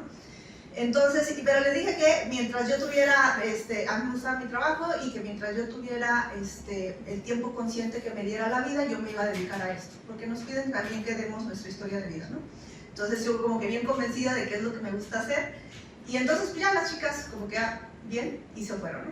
Y se quedó una al final, una chica es de prepa, 15, 16 años y estaba muy enojada y estaba llorando y me dijo que su mamá acababa de morir de cáncer y que le daba mucho gusto que hubiera gente como yo, que no nos importa quién sabe cuándo vayan a hacer las soluciones, pero lo hacemos. Entonces eso me conmovió mucho, ella lloró, yo lloré, no nos dijimos nada porque ella estaba muy molesta, acababa de morir su mamá. Y ese ha sido el nivel máximo, no sé qué sea, porque, o sea, en ese momento yo no me sentí como que, ay, soy la gran maravilla, no. O sea, es una cosa que supera mis expectativas de por qué me dedicarme a ese estar. Sí. Todavía no pensaba en mi historia. Bueno, yo creo que lo que yo hago les decía hace rato, es de sintetizar materiales, ¿no? Entonces, pues con mi formación como química, ya cuando me volví especializada en la parte de síntesis de materiales, pues era así como trasladar el conocimiento químico fundamental que nos enseñan así en la prepa o en la secundaria, incluso en la universidad, pues son cosas muy fundamentales, ¿no? Entonces, pues las cosas que yo hago en laboratorio, me toca estar mucho en laboratorio, pues era lo que te enseñan en la escuela, ¿no? Pues mezclar cositas y todo. Pero cuando ya ese tipo de experimentos lo tienes que llevar para ya de una forma más especializada, pues ya es cuando tiene un poquito así como más de sentido. Entonces, lo que yo hago es a superficies les coloco un recubrimiento y ese recubrimiento tiene propiedades diferentes que la superficie original. ¿Sí? Entonces yo tengo una superficie, le coloco un recubrimiento y le da una propiedad diferente. Por ejemplo, como las ventanas inteligentes que luego ven en las películas. Ya sé, como cuando salen al sol y luego los lentes se ponen oscuros, porque tiene un recubrimiento. No es vidrio solito, sino que al vidrio solito le ponen algo pues para que tenga esa propiedad, ¿no? Entonces, más o menos es lo que hacemos en mi grupo de trabajo, solo que esto que nosotros le ponemos tiene propiedades semiconductoras, que son unos materiales especiales. Entonces, esos materiales yo los hago a través de un proceso químico, de reacciones químicas, como las que nos enseñaban en la escuela alguna vez. Entonces, cuando ya les dije yo que fui engañada por mi maestra, que me dijo que iba a ir a lavar material, y esa parte de, bueno, ahora sé esto, y ahora sé esto, y ahora sé esto, pues era precisamente que yo dominara esas reacciones químicas para que pudiera sacar mi vidrio con el material que le diera propiedades, ¿no? Entonces, pues la primera vez que logré dominar esas reacciones químicas para obtener el material semiconductor que yo necesitaba, pues fue así como wow, ¿no? Porque fue la primera vez, yo todavía estaba en la universidad, 2003, 2004, y era como ver el conocimiento que me habían enseñado en mi clase X, así con un experimentito X, llevarlo a una, pues en ese momento era una realidad en donde yo lo visualizaba en un dispositivo, ¿no? Y bueno, era nomás el vidrito pintado, ¿no? Dice mi sobrina, pero después se iba a convertir en un dispositivo. Entonces, tener ese nivel de control de un proceso químico con lo que te da el conocimiento, pues fue algo así como, para esto sirve todo lo que me han enseñado todo este tiempo, ok, no, lo puedo controlar. Y la experiencia que me dio, pues para ahora ser científica, ¿no? Y yo creo que definitivamente la parte del contacto que tienes con los jóvenes, pues de poder darles un poquito la semillita o la curiosidad, pues eso es definitivo. Yo creo que a todos el que se dedique a la ciencia, el contacto cercano con los estudiantes y de repente tener las historias de darles una clase este año y en 2 años estén tocando la puerta de tu oficina y que te digan, no maestra, pues es que pues yo iba a ser ingeniero industrial, pero pues resulta que quiero ahora trabajar con usted en el laboratorio porque quiero pintar vidrios, que se da. Bueno, en mi caso es parecido a lo que dice Gris, porque en ocasiones yo trabajo con ecuaciones matemáticas, ¿no? Entonces, en ocasiones yo quería que alguna ecuación, que acá en optimización le llamamos restricciones, quería que hiciera algo, pero lo que yo hacía no salía. Entonces, ya ponía un modelo matemático, lo resolvía a través de un software y me daba una solución que no era. Y yo, es que esto no tiene coherencia porque yo quiero que tenga estas características y no las tiene. Entonces, les recomiendo también cuando están estudiando, a mí me pasaba que ya me iban a dormir frustrada y de repente estaba dormida y me levantaba así como de, ya sé que me falta agregarle tal cosa, una M, lo que sea, y siempre tengo una libreta con una pluma a un lado donde duermo y ya la anotaba y ya me podía dormir tranquila. Entonces ya lo probaba en la mañana y funcionaba. Entonces ahí eso es obviamente pues de tanta frustración que ya te funcione, está perfecto.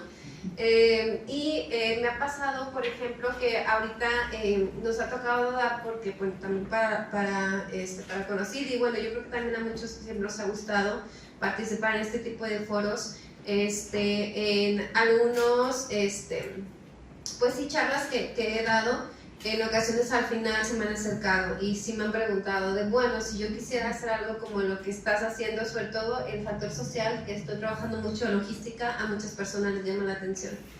Entonces, muchos se me acercan al final y me preguntan, si yo quisiera hacer esto, o sea, ¿qué es lo que tengo que estudiar? Y ya no, pues si quieres esto, es una maestría en tal, o cosas por el estilo.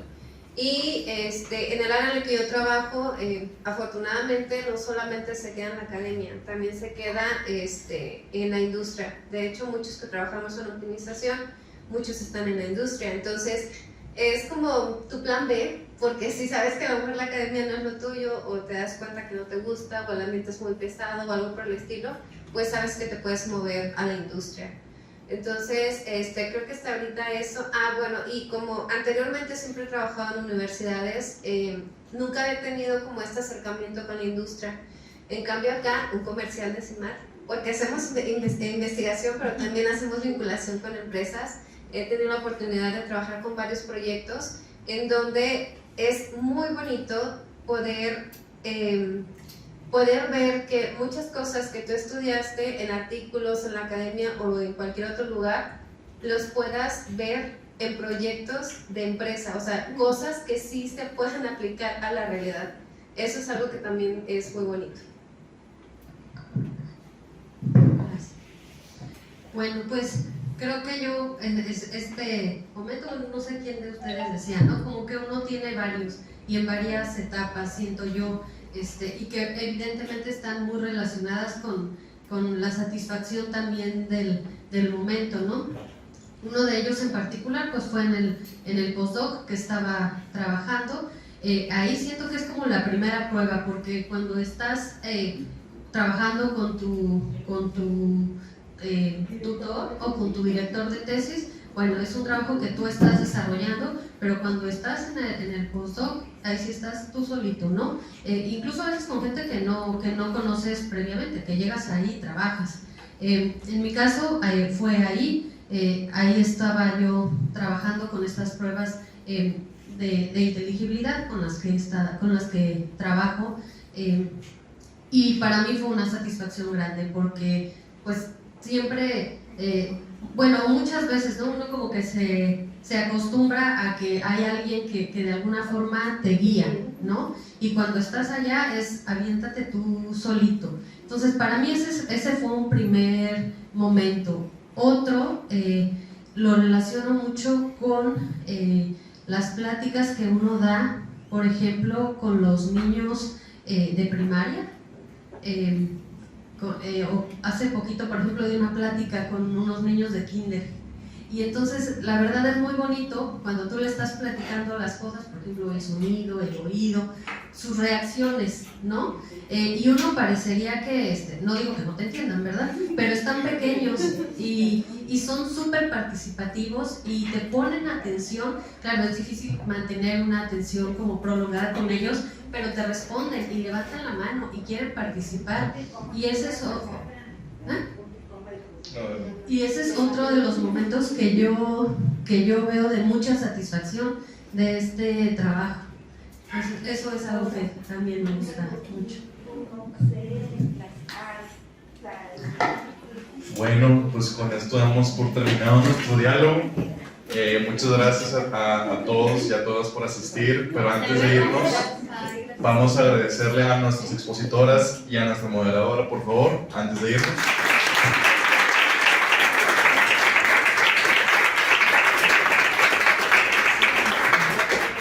Y nos vemos en 2 domingos para otro escenario de Ciencia y su Saber, diálogos sociales con otros temas de ciencia y conocer más a nuestros científicos, y tengan muy buena noche. Gracias.